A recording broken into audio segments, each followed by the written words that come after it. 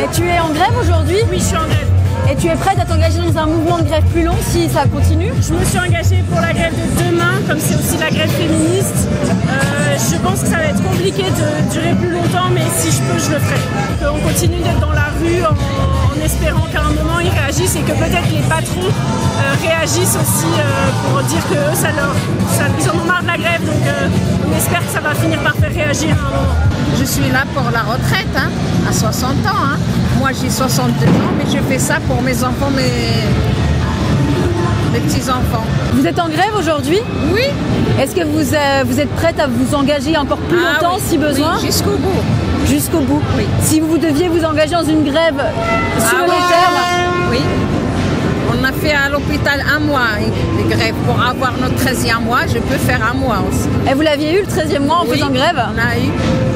En quoi elle est injuste cette réforme?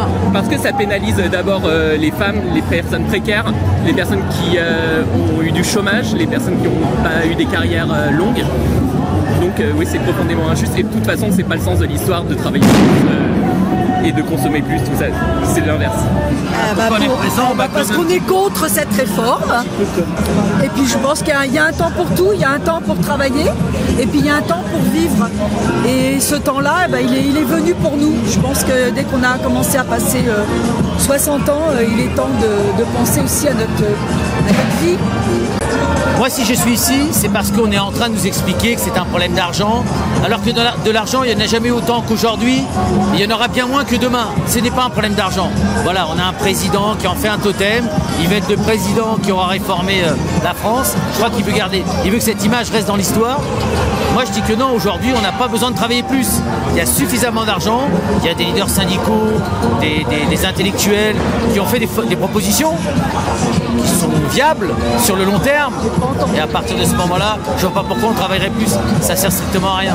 Toutes les subventions qui sont données au patronat, les milliards qui sont versés à toutes ces entreprises, et donc il faut rééquilibrer, et c'est les salariés qui vont payer, c'est les salariés qui payent. Cette réforme, elle sert qu'à ça en fait. Et c'est injuste, et je pense à des personnes qui vont même pas connaître la retraite. Nous mes camarades, ils sont dans un métier difficile, en plomberie, en chauffage, les métiers du bâtiment, et il y en a beaucoup qui à 50, 55 ans sont cassés. Ils vont, comment est-ce possible de penser qu'ils peuvent aller jusqu'à 64? Et vous avez plein de métiers pénibles comme ça.